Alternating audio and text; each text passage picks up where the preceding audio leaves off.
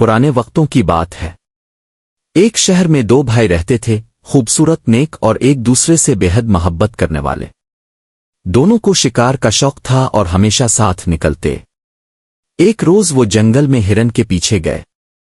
शाम ढले बड़े भाई के तीर से हिरन गिर पड़ा। उन्होंने जल्दी से आग जलाई, कबाब तैयार किए, पास ही चश्मे से पानी पिया और रात वहीं गुजारने का इरादा किया।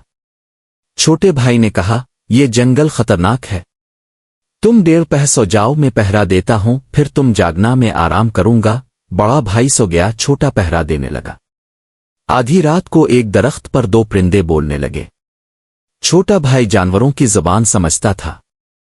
एक परिंदे ने कहा, जो मेरा गोश्त खाएगा वो दो लाल उगदेगा, एक दोपहर से पहले एक बाद में, फिर हर महीने इसके मुंह से एक लाल निकलेगा। दूसरे ने कहा, जो मेरा गोश्त खाएगा वो इसी दिन बादशाह बन जाएगा। छोटा भाई खुशी से निहाल हुआ, दोनों परिंदों को निशाना बनाकर ज़ब्ह किया और कबाब तैयार किए। वो रात भर जागता रहा, बड़े भाई को ना जगाया। सुबह बड़े भाई ने बचा हुआ कबाब खामोशी से खा लिया। दोपहर ढलते ही छोटे भाई के मुंह से एक लाल निकला। इसे समझ आ गई, बादशाह बनने वाला कबाब बड़े भाई के हिस्से में गया और लाल वाला इसके अपने हिस्से में।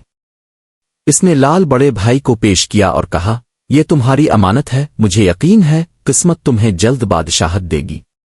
करीब ही एक बस्ती नजर आई।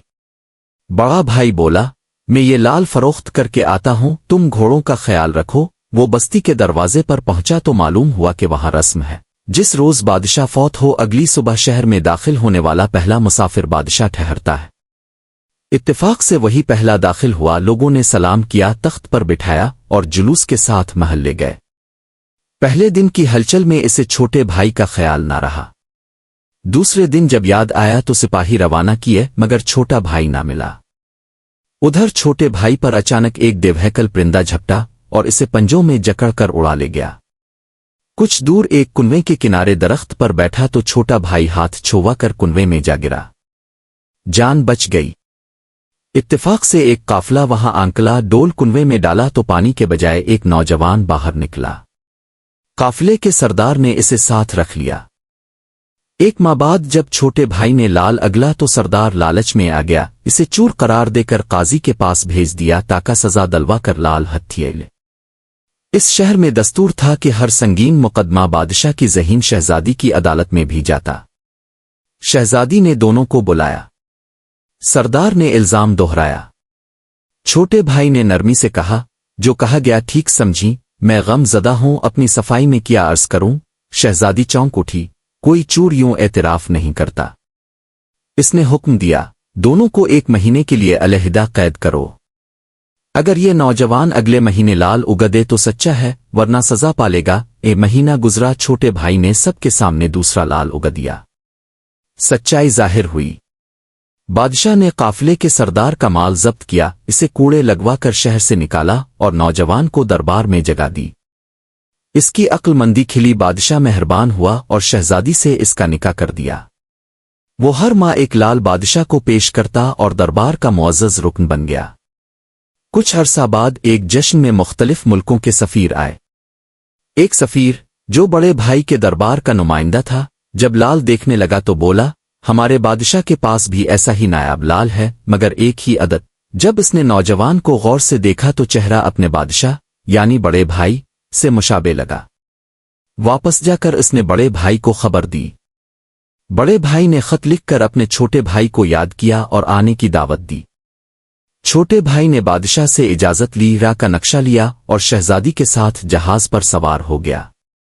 मगर साहिल से चंद कोस पहले समंदर में तूफान आ गया, जहाज टूट गया। शहजादी को बादशाह बड़े भाई के आदमियों ने जिंदा पा लिया, मगर छोटे भाई का निशान ना मिला। छोटा भाई एक तख्ते के सहारे कई रोज बाद साहिल लगा और पूछता पहुंचाता इसी शहर के दरवाजे पर पहुंच गया।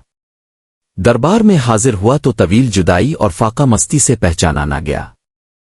शहजादी को पर्दे के पीछे बिलाकर कहा गया कि पहचानो, क्या ये तुम्हारा शौहर है। छोटे भाई ने कहा, आज मेरा लाल उगलने का वक्त करीब है, अभी शक दूर हो जाएगा। मगर पहले शहजादी अगर चाहीं तो एक पहेली हल कर लूं। शहजादी ने पूछा, वो कौन सी चीज है जिसे हर मजहब का इंसान खाता है, मगर अगर उसका सर काट दिया जाए तो कोई ना खाए, اور جو کھائے وہ مر جائے۔ چھوٹے بھائی نے جواب دیا، قسم سر کاٹ دیں تو اسم رہ جاتا ہے، سم زہر کو کہتے ہیں، اسے جو کھائے مر جائے۔ شہزادی نے فوراً پردہ اٹھایا، مسکرا کر اس کی تصدیق کی۔ اتنے میں وقت پورا ہوا، نوجوان نے لال اگا کر بادشاہ کی خدمت میں پیش کیا۔ بڑے بھائی نے گلے لگا لیا، شک دور ہوا، ڈھول بجے، بھائی مل گئے۔ بڑے بھائی نے خوشی میں غریبوں یتیموں پر خزانے کھول دیے۔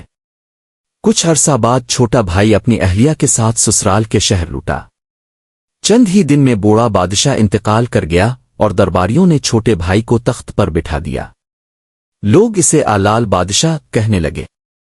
اس نے 1 مہینے کا لال اپنے خزانے میں رکھوا دیا اور اگلے مہینے کا لال بڑے بھائی کے پاس روانہ کر دیتا۔ کہتے ہیں وہ 50 برس عادلانہ حکومت کرتا رہا۔ اس کے انتقال کے بعد بھی دونوں بھائیوں کے خزانے لولوہے سے بھرے ہوئے ملے۔ پیغام یہ ہے کہ محبت، دیانت اور عقل مندی انسان کو سربلند کرتی ہے، جبکہ لالچ اور جھوٹ انجام کار رسوائی لاتے ہیں۔ انصاف اور صبر سے آزمائشیں آسان ہو جاتی ہیں اور سچ آخرکار روشن ہو کر رہتا ہے۔ اگر کہانی پسند آئی ہو تو ویڈیو کو لائک اور شیئر کریں اور اس چینل کو سبسکرائب کرنا نہ بھولیں۔ اللہ حافظ۔